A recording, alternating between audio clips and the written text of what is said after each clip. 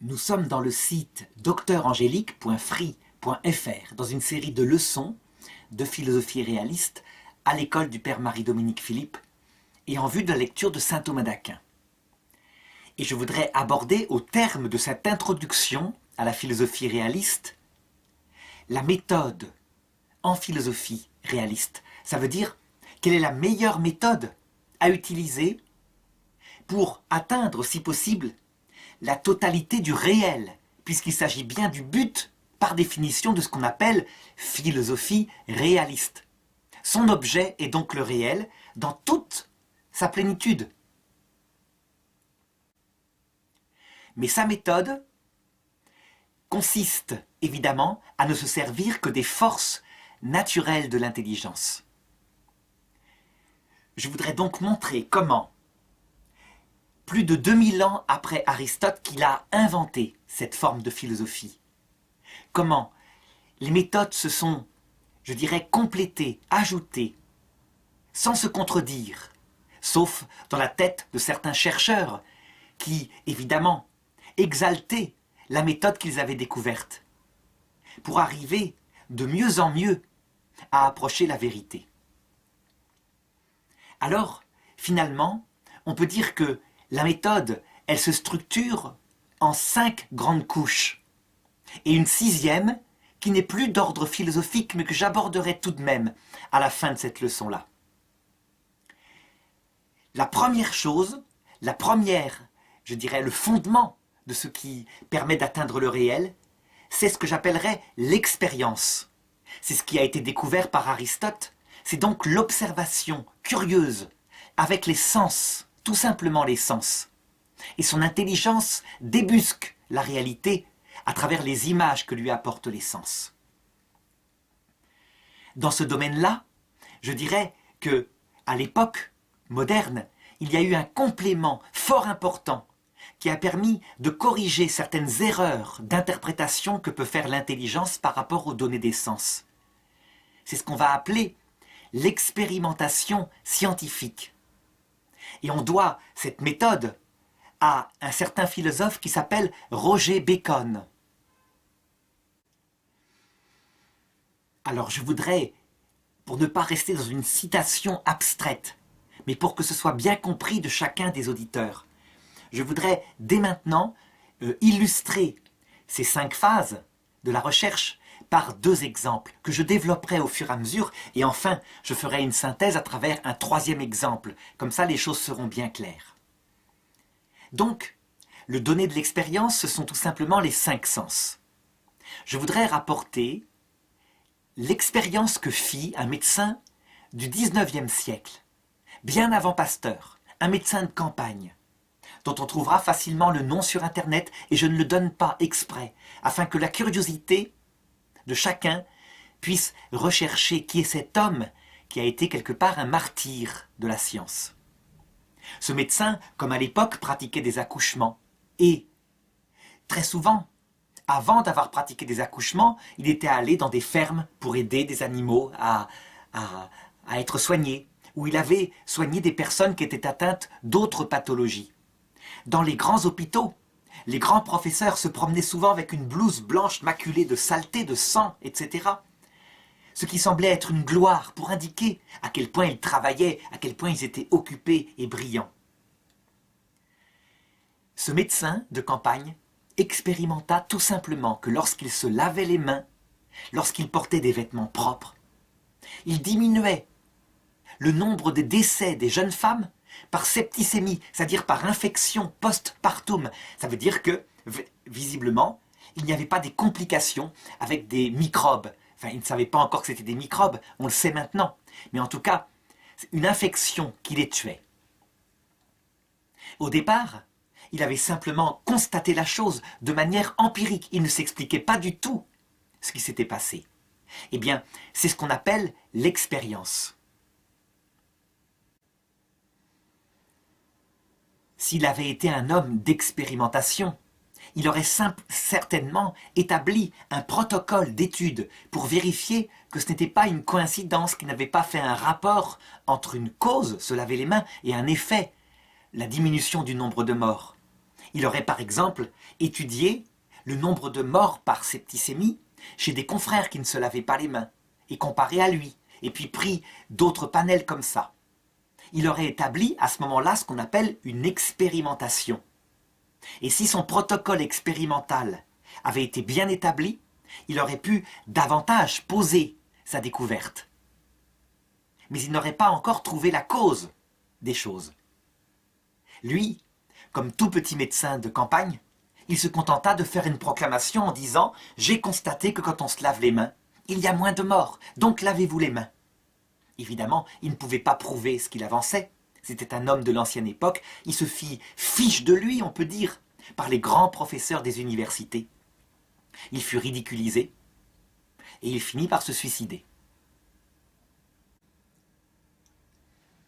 Entre l'expérience et l'expérimentation, on n'a donc pas une contradiction. Aristote ne connaissait que l'expérience. Il démarrait les choses, il ne peut pas tout inventer. Et Roger Bacon inventa la méthode expérimentale. Il posa des protocoles pour vérifier les choses. On peut dire que les deux choses doivent être utilisées à notre époque de manière complémentaire puisqu'elles permettent d'atteindre davantage, par ce fondement qu'est le donné des faits, le réel. Alors je voudrais prendre un autre exemple pour le démontrer. L'expérience de chacun, lorsqu'on observe simplement les choses autour de soi, comme faisait le père Marie-Dominique Philippe, en disant que son laboratoire c'était le monde. L'expérience montre que il y a une différence de psychologie très fréquente entre les filles et les garçons. Ce ne sont pas les mêmes centres d'intérêt. Mais attention, ce n'est pas vrai à 100%. Il existe des cas particuliers, des filles qui s'intéressent véritablement aux mêmes choses que les garçons. Prenons un exemple. Les jeux, numériques, d'agressivité, d'attaque, de guerre, pendant des années, ne fonctionnaient que pour les garçons et les filles s'en désintéressaient, si bien qu'il n'y avait pas de public pour les jeux numériques. Et les inventeurs de jeux trouvèrent une série de jeux qui pouvaient intéresser les filles. Des jeux sociaux, comme fabriquer sa ville, son milieu, mais aussi Facebook, tout simplement, à savoir une façon de discuter avec ses amis, de donner des nouvelles, de pouvoir regarder les nouvelles des autres qui défilent sur son mur. Facebook fut un succès extraordinaire chez les filles en particulier, mais aussi chez les garçons, qui ont le même centre d'intérêt. En tout cas, on constatait d'expérience une différence de psychologie. Ensuite, des psychologues se mêlèrent de ça et établirent des protocoles d'expérimentation pour voir si véritablement il y avait des différences dans le comportement général, ça veut dire pas à 100%, mais disons à 80% des filles et des garçons. Les plus grands spécialistes de ça furent les commerçants. Pourquoi? Parce qu'ils avaient un intérêt, ils vendaient des choses. Et ils se rendirent compte effectivement qu'il y avait des publics féminins pour certaines choses, des publics masculins pour d'autres choses. La femme, c'est plus dans le relationnel. L'homme, c'est souvent dans l'efficacité, dans la puissance qui se manifeste. Bref, conforté par l'expérience et par l'expérimentation qui rend les choses plus concrètes, puisqu'il y a un outil mathématique, des statistiques, qui permettent de mesurer le pourcentage de différence. Eh bien, les commerçants, les marchands, diversifièrent les apports qu'ils voulaient vendre pour les filles, pour les garçons, pour les ménagères de plus de 50 ans, etc., etc., de moins de 50 ans, etc. On le voit, dans ce deuxième exemple, encore une fois, il ne faut surtout pas opposer expérience et expérimentation. L'expérience est plus intuitive, finalement. L'expérimentation paraît plus scientifique. Mais si on est honnête, on aboutit à la même conclusion. Et quelquefois, par contre, il peut arriver que l'expérimentation montre une conclusion que l'expérience semble contredire, qu'il y a véritablement une différence entre les deux. C'est ce qu'on voit dans les domaines contre-intuitifs de la science réaliste, comme par exemple la théorie de la relativité, qui montre que la lumière est déviée par un corps massif. Et pourtant, la lumière n'a pas de masse. Donc c'est quelque chose d'incompréhensible. Et ce qui permettra à certains scientifiques de poser je dirais, des théories pour expliquer ce que c'est que la lumière. Mais je ne prendrai pas cet exemple ici. La deuxième étape d'une recherche réaliste consiste à chercher des lois qui se reproduisent, soit toujours, et c'est ce qu'on appelle les lois universelles, c'est celles que le grand scientifique Newton mit en place, comme par exemple la loi de la gravitation. Tout corps tombe avec une accélération de 9,8 mètres par seconde. Ça, c'est Newton. Soit des lois qui se produisent en général, c'est le domaine par exemple de la psychologie. Elles ne sont pas valables à 100%, mais elles sont valables à 80%. Donc si je reprends l'exemple de tout à l'heure, la différence entre les filles et les garçons, eh bien j'établirai la loi suivante. En général, parce que ce n'est pas universel, les filles semblent plus intéressées par tout ce qui a rapport avec le domaine interpersonnel, les relations, l'affectivité, le papotage avec les autres sur Facebook. Les garçons, eux, semblent fort intéressés par tout ce qui manifeste la force, l'efficacité, l'attaque, la puissance. Alors ces lois peuvent s'affiner parce qu'on peut multiplier les protocoles d'expérimentation. Par exemple, on pourra dire qu'on constate que la puissance que développent en général les hommes, qu'ils aiment développer, c'est celle de leur personnalité, qui peut faire des performances. Ils aiment bien du coup les concours et discuter avec leurs amis de ces performances. Les filles, elles, concrètement, sont parfois beaucoup plus fortes que les garçons, mais une force qui est dans la durée.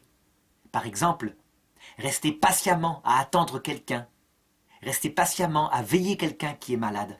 On voit chez les filles une patience de ce côté-là, donc une force de caractère qui dépasse en général celle des garçons. Voilà le type de loi qu'on peut établir. En ce qui concerne l'exemple du médecin dont je parlais tout à l'heure, s'il avait pu véritablement établir un protocole expérimental, alors il serait arrivé pour faire sa déclaration à l'Académie de médecine en disant « Je constate que j'ai tant de pourcents de baisse dans la mortalité des mères lorsque je me lave les mains. Je constate que si on ne se lave pas les mains, il y a tant de pourcents de morts en plus par ce syndrome-là. Cela semble indiquer qu'il y a un rapport. » Pour le moment, je dirais que ce médecin, s'il se cantonne à la deuxième étape que je viens d'indiquer, eh bien, il établit une loi. Il montre ses chiffres aux autres médecins, et la loi véritablement s'imposera à eux et les impressionnera. Cependant, on voit bien qu'une troisième étape nécessite d'arriver. La troisième étape, elle a été découverte et développée par Aristote. Il ne s'agit plus seulement d'établir des lois qui sont dans l'ordre du descriptif finalement. On ne va pas loin. Mais de chercher les causes de ces lois. Ces lois étant elles-mêmes la manifestation de la fréquence de données expérimentales qui se reproduisent. Chercher les causes, c'est véritablement ce qu'on appelle une analyse philosophique. Ça va beaucoup plus profond. Aristote avait établi qu'on pouvait poser 5 grandes causalités. La causalité formelle qui répond à la question « qu'est-ce que c'est ?» Et puis la causalité efficiente qui répond à la question « d'où est-ce que ça vient ?» La causalité finale qui répond à la question « en vue de quoi c'est fait ?» La causalité matérielle qui se demande en quoi c'est fait. Et puis on pourrait ajouter la causalité exemplaire qui intervient beaucoup dans le domaine artistique. Sur le modèle de quoi cette œuvre est-elle faite? Beaucoup de scientifiques actuels ne cherchent pas les causes. Tout simplement parce que la recherche des causes ne se mesure pas en outils mathématiques, même si elle s'appuie, évidemment, sur les données expérimentales avec les statistiques que j'indiquais tout à l'heure. Prenons l'exemple de la différence de psychologie entre les hommes et les femmes. La cause qu'on peut deviner pourrait être soit quelque chose d'inné, soit quelque chose d'acquis par la culture, par l'éducation. Tous les débats qui portent à ce niveau-là, entre, je dirais, des idéologies, viennent entre certaines personnes qui affirment que tout là-dedans est d'origine génétique, donc il y a véritablement une programmation génétique à être fille et à être garçon, et d'autres, et en particulier les féministes, qui disent c'est purement culturel, c'est parce que vous avez élevé les filles de cette façon-là, en leur mettant des jouets en rose, en leur mettant des jouets comme par exemple une poussette qu'on pousse parce qu'on imite sa mère, que les filles se comportent comme cela. Mais en réalité, élevez les filles comme des garçons, et vous verrez qu'il n'y aura plus du tout de différence de goût. C'est un débat idéologique et qui n'est pratiquement pas réglable entre les deux camps. Par contre, si on s'appuie sur les données de l'expérience que j'ai indiquée, on se rendra compte très vite que, en réalité, les deux choses interviennent. Il y a visiblement quelque chose de génétique, donc d'inné, qui explique ces différences, puisque on les constate aussi dans des espèces animales très proches de l'homme. Il ne s'agit pas de regarder le crocodile, ce sont des espèces trop lointaines, mais il s'agit de regarder des mammifères supérieurs, et par exemple les primates. On constate chez eux que, visiblement, les mâles, transformés par la testostérone, développent davantage de muscles, une agressivité par rapport aux autres mâles, une volonté de dominer les femelles, de les protéger aussi, mais que personne ne vienne les provoquer. Et on constatera que les femelles, elles, choisissent un mâle parce qu'il en impose, il leur paraît fort, mais qu'elles choisissent aussi quelqu'un, un mâle, qui se comporte bien parce qu'elles auraient trop peur qu'il fasse du mal aux petits. S'il y a, chez des animaux très proches de l'homme, sachant que l'homme lui-même est un primate, une cause innée, génétique, alors on peut poser la même chose chez l'homme. Mais d'autre part, on constatera que l'homme n'est pas qu'un primate. L'homme a une intelligence qui lui permet de dépasser ce qui était inné en lui. Il peut, par sa liberté, faire des choix. Et donc, on voit certains hommes qui choisissent de s'opposer à ce que leur imposerait de manière innée leur nature et développer des qualités de type féminine, de la délicatesse, de l'attention aux autres. On voit certaines femmes développer une capacité de manager, de compétition, de domination des autres. Donc il y a bien aussi une cause qui peut être dans le domaine de l'acquis, dans le domaine du culturel et dans le domaine de la liberté. Ici, évidemment, je n'ai parlé que de la cause efficiente. D'où vient cette différence de psychologie? Cependant, lorsque je regarde la partie innée, je vais me demander avec Aristote quelle est la cause finale. Quelle est cette cause finale qui est innée dans le corps des hommes et des femmes et qui fait que les psychologies se différencient? On pourra certainement trouver que du côté de notre corps, de notre sensibilité, il y a quelque chose commun avec les animaux et que c'est en vue, évidemment, du don de la vie, de la reproduction. Les mâles, visiblement, ont un côté protecteur du groupe, défense, d'où leurs muscles, leur force dans l'attaque. Les femelles qui portent les petits, visiblement, ont un côté protection du petit. Son développement intime, alors qu'il est fragile, et la force, du coup, des femelles, va se développer davantage du côté de la patience envers le petit, de la douceur.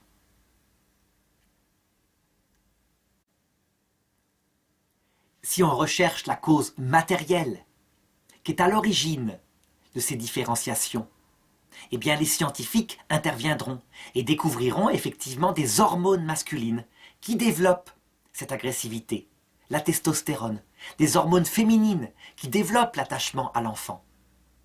Est-ce qu'il y a contradiction entre ces trois causes, cause efficiente, cause matérielle, cause finale? Non. Chacune dise une partie de la vérité. Et au bout du compte, ayant analysé la totalité des causes, eh bien, on approchera le plus profondément possible le réel. Si je prends maintenant l'exemple numéro 2, l'exemple de mon médecin qui se lavait les mains et qui se suicida, personne ne trouva la cause. La cause était invisible à cette époque-là, jusqu'à ce qu'arrive Pasteur, qui n'était pas médecin et qui découvrit les microbes. En manifestant l'existence de microbes pathogènes qui provoquaient les infections, en manifestant qu'il n'y avait pas de rapport avec les miasmes, l'air, tout ça,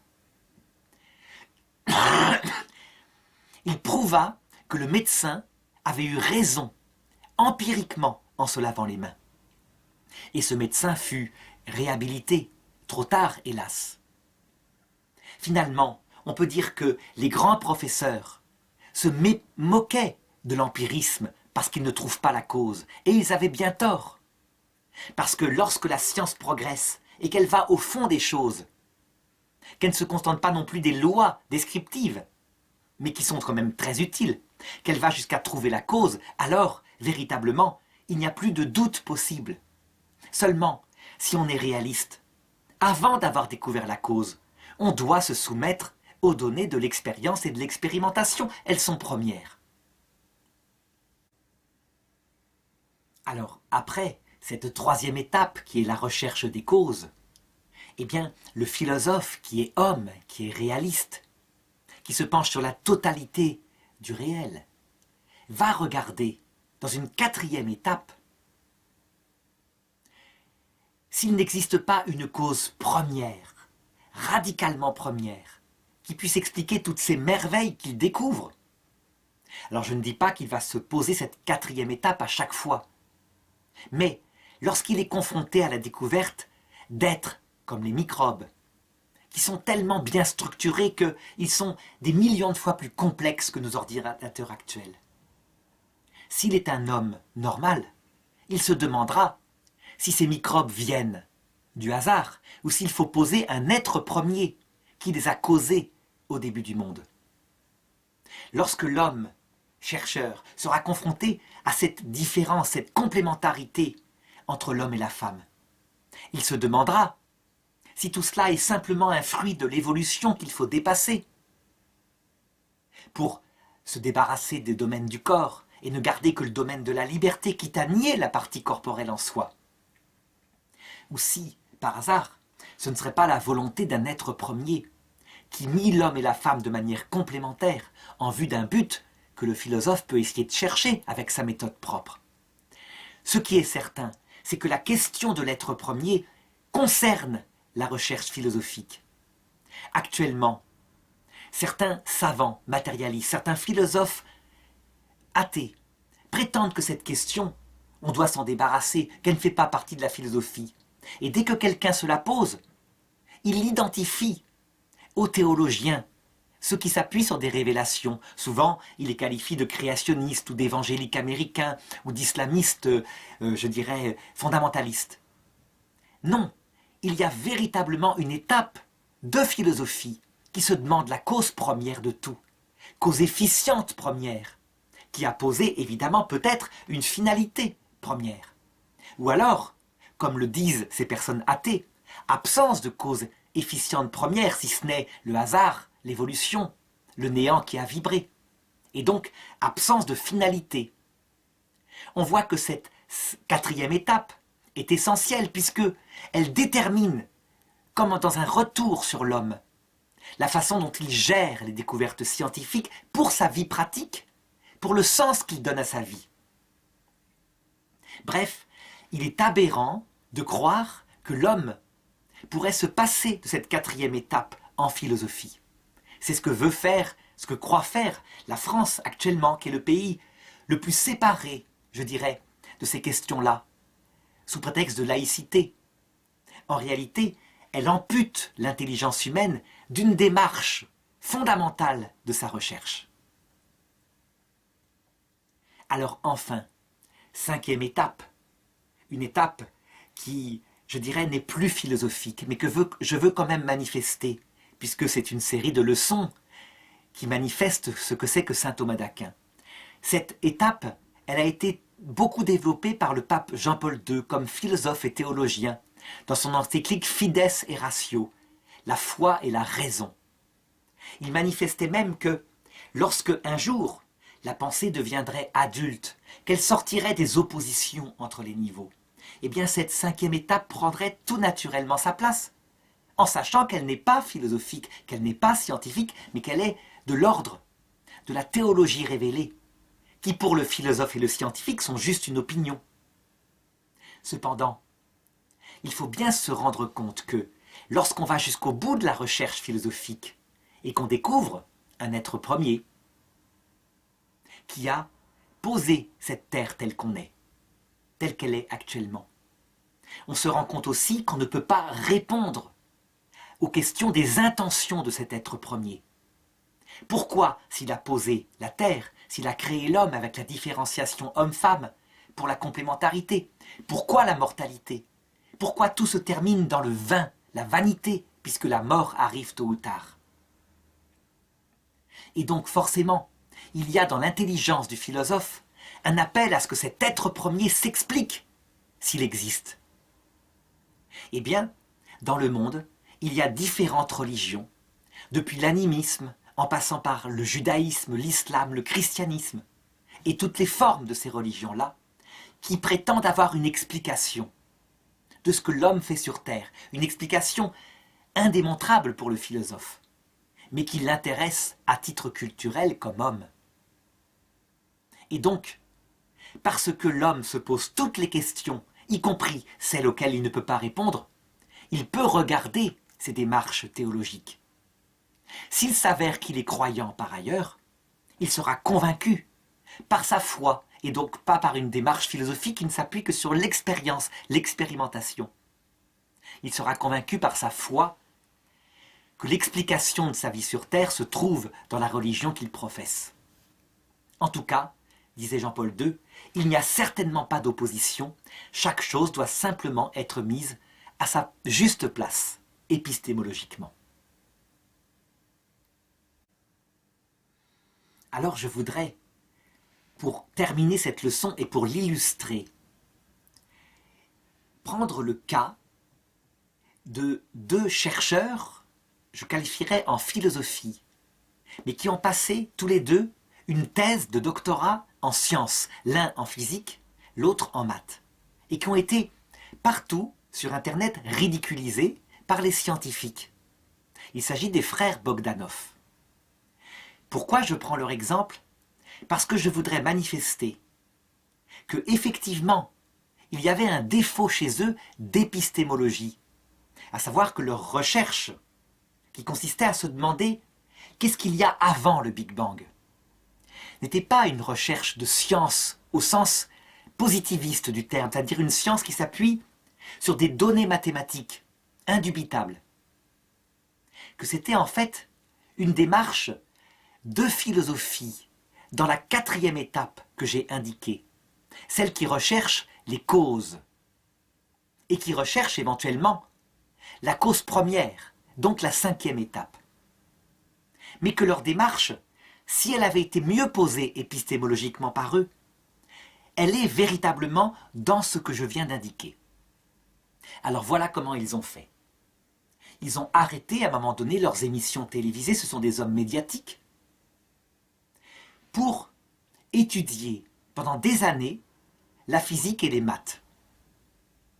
Ils se sont donc penchés profondément et de manière assez élevée, mais enfin tout de même pas au niveau des plus grands scientifiques du monde, au niveau des étudiants, je dirais, sur les données de la science en ce qui concerne l'origine de l'univers, le Big Bang. Ils ne se sont donc bien sûr pas contentés de l'expérience au sens d'Aristote, mais ils ont manifesté toutes les données expérimentales accumulées depuis que les grands télescopes sont apparus. Et je dirais que, ayant écrit de manière assez récente, ils avaient des données par millions, ce qu'on appelle les données, le terme exact c'est les big data. Il s'agit de quoi? Il s'agit de données par des télescopes qui peuvent observer des millions d'étoiles en même temps et qui donc peuvent discerner à tel endroit dans le ciel que jamais un homme n'aurait repéré un petit changement, donc un événement qu'il est possible de regarder. Des logiciels se mettent en place, analysent toutes ces données et ils apportent une multiplication, une augmentation des données expérimentales fantastiques. Ce sont des logiciels qui ont été développés au départ par le moteur de recherche de Google et qui maintenant sont appliqués dans le domaine de la science. Donc on peut dire que, à partir non seulement de l'expérimentation dont ils disposaient à leur époque, mais de ces grandes données qui apparaissaient déjà, ils ont établi dans leur thèse les lois fondamentales de l'univers telles que la science les avait découvertes à l'époque. Ils ont découvert, par exemple, que très tôt, au début du Big Bang, la matière s'est structurée autour de constantes extrêmement précises. Alors comme ce sont des vulgarisateurs de génie, il expliquait médiatiquement en disant que, à la 50e décimale après la virgule, si un petit chiffre d'une des constantes avait été changé, le monde n'aurait pas du tout été structuré sous forme de matière pesante telle qu'on le voit actuellement, mais tout simplement sous forme d'une explosion d'énergie qui se serait dispersée. Or, il s'est structuré, et cette structuration, manifeste-t-il, était extrêmement complexe, mathématique, précise. Donc on peut dire que la deuxième étape de la thèse des frères Bogdanov consiste à manifester avec une grande admiration les lois universelles de la matière, à son tout commencement, et jusqu'à maintenant, puisqu'elle a donné, après l'explosion primordiale, plus de 13 milliards d'années après, le monde tel qu'il est actuellement. Normalement, une thèse en science se serait arrêtée là. Pourquoi? Parce que tout ce qui est en science doit se servir de l'outil mathématique. Or, on sait très bien qu'à partir d'un certain moment, après le Big Bang, le monde est tellement concentré, sa masse est tellement, je dirais, oui c'est ça, sa chaleur est tellement intense qu'on arrive à des équations où les chiffres atteignent des degrés infinis de résolution, et donc ils ne peuvent pas être calculés. Résultat, après le mur de Planck, donc au tout début de l'univers, on sort de la science. Mais l'intelligence humaine peut tout de même regarder, sauf qu'elle doit être précise. Elle entre en philosophie. Ça veut dire qu'elle ne se sert plus d'outils mathématiques, elle regarde les choses comme cela. Donc les frères Bogdanov se penchèrent sur ce qui se passait avant le mur de Planck. Ils établirent certaines hypothèses. Et ils allèrent encore plus loin, puisqu'ils se demandèrent ce qu'il pouvait y avoir avant le Big Bang. Alors évidemment, beaucoup de scientifiques qui avaient tendance à trop vite les mépriser, dire « avant le Big Bang ». Mais c'est ridicule, le temps apparaît avec le Big Bang. Avant le Big Bang, il n'y a par définition pas de temps, puisque le temps mesure le mouvement de la matière. En fait, l'expression « avant le Big Bang » est vulgarisée. Elle signifie quelle est la cause du Big Bang. Et la cause précède toujours l'effet. Mais cette cause n'est pas forcément dans le temps. Les frères Bogdanov, à ce moment-là, entraient en philosophie, dans l'étape suivante que j'avais indiquée. Je l'ai appelée l'étape 3. L'étape 3, elle cherche d'abord la cause finale. Est-ce que cet univers a une cause finale? Il est évident que les frères Bogdanov ne pouvaient pas se prononcer directement pour une cause finale, comme si, par exemple, le Big Bang avait été en vue de la vie. Ça serait, a priori, poser une intention, et donc poser une quatrième étape, l'existence d'un être intelligent qui a pensé le monde. Non, ils cherchèrent les causes pour l'organisation du monde, du côté de la cause efficiente, et ils n'en trouvèrent pas. Ils constatèrent simplement que des constantes extrêmement intelligentes avaient été posées, si intelligentes qu'il y avait plus de chances qu'elles soient posées, que de tirer au fusil, disait-il, sur une pièce de 2 € située à l'autre bout de l'univers et de l'atteindre du premier coup. Ces analogies extrêmement parlantes plaisaient aux gens et faisaient rire les scientifiques, sans doute avec un petit grain de jalousie, parce que les scientifiques ont souvent du mal à exprimer par mode d'analogie des vérités qu'ils rendent complexes, eux, dans leur jargon scientifique. Mais les choses étaient bien dites. Comment expliquer que cela s'est posé? Quelle est la cause efficiente? Ils n'en trouvèrent pas. Ils se dirent même que l'énergie primordiale, non structurée, ne devait pas donner une telle structuration intelligente. Sans compter le reste de l'histoire de l'univers, l'apparition des premières molécules vivantes, etc. C'est là qu'ils passèrent et ils osèrent passer à la quatrième étape, celle de la théologie naturelle. Et malheureusement, évidemment, les scientifiques leur tombèrent dessus en disant « ce n'est pas de la science, c'est de la théologie ». Ce n'est pas de la théologie révélée, c'est de la philosophie qui cherche s'il y a une cause intelligente à l'univers. Les frères Bogdanov, pour leur part, conclurent en disant « il est nécessaire de poser une intelligence qui a créé ce monde, qui l'a structuré intelligemment dès le départ. Et il est même nécessaire d'affirmer que cette intelligence, forcément, n'a pas de commencement. Sinon, d'où viendrait-elle?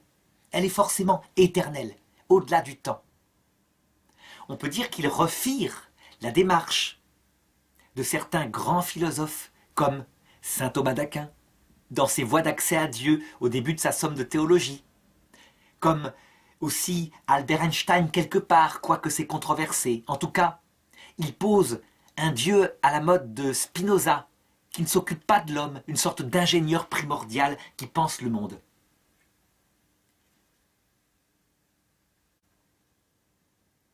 Est-ce que la démarche des frères Bogdanov est légitime? La réponse est oui en philosophie. Elle est même fondamentalement légitime. Elle répond à la question ultime que se pose tout homme. Par contre, elle ne peut pas fonder, effectivement, une thèse de physique. Elle aurait dû être soutenue dans une thèse de philosophie réaliste. C'est peut-être ça le seul problème des frères Bogdanov que je constate, que j'affirmerais comme vrai. C'est un défaut d'épistémologie, effectivement. Alors bien évidemment, la thèse des frères Bogdanov s'arrête là et ne va pas jusqu'à la 6e étape que j'indiquais tout à l'heure, à savoir la recherche d'une explication concernant les intentions de cet être premier. S'ils avaient fait ça, ils auraient été catégoriés véritablement de sectaires, en tout cas en France particulièrement, qui est un pays véritablement qui a un problème avec les religions révélées. Par contre, le pape Jean-Paul II indique bien, dans certaines conférences qu'il fit à l'Académie des sciences, qu'il faut, en tant que chrétien, ne pas hésiter à s'appuyer sur toutes ces démarches-là, donc l'expérience, l'expérimentation, les lois, les causes, la cause première. Donc il faut s'appuyer sur tout cela pour ensuite, évidemment, se poser la question de l'intention de cet être premier créateur du monde. Qu'est-ce qu'il nous veut? Pourquoi la souffrance? Est-ce qu'on survit après la mort? Qu'y a-t-il après la mort? Etc. Cette démarche-là, je le répète, est légitime, ne s'oppose pas aux autres, mais n'est plus ni scientifique ni philosophique. Elle est de l'ordre de la théologie révélée. Le pape Jean-Paul II, dans Fides et Ratio, aspirait à ce 4e âge de la philosophie, enfin adulte, où chaque discipline serait à leur place et collaborerait les unes avec les autres sans se mépriser les unes les autres. En réalité, on voit que, au cours de l'histoire, dans les étapes que j'ai indiquées, il y a eu des penseurs qui ont exalté l'une ou l'autre, toutes ont été exaltées. Certains n'aiment que l'expérience et les données empiriques, ils ne s'intéressent pas aux causes. Ça peut être utile, mais ça ne va pas loin. Je pense par exemple à Jean-Louis Crozier, cet homme qui, dans les années 2000, pratiquait le pendule pour trouver des personnes disparues. Il ne voulait chercher rien d'autre que l'empirisme. Il constatait un phénomène qui marchait. Il n'avait aucune espèce d'envie d'en chercher la cause. Et il vécut comme ça toute sa vie. Pourquoi pas, après tout? Il y a certains qui ne s'intéressent qu'aux lois. Ils passent leur temps dans les statistiques, dans les probabilités. Comme s'ils atteignaient, par ce domaine-là, la totalité du réel. Ils ne veulent pas se mêler de chercher les causes des lois. On peut dire que c'est l'idéologie actuelle qui se développe dans les écoles de psychologie, de sociologie. Et on laisse aux philosophes le soin de débattre et de se déchirer sur les causes des phénomènes humains. Certains cherchent les causes, mais méprisent une des démarches que j'ai indiquées. J'ai même vu certains philosophes aristotéliciens qui ne voulaient pas utiliser les données de l'expérimentation de la science moderne, pour se contenter, comme Aristote, de l'expérience avec les 5 sens. C'est une erreur. C'est une perte de données réellement utiles. De même, il faut se servir des lois que j'ai indiquées.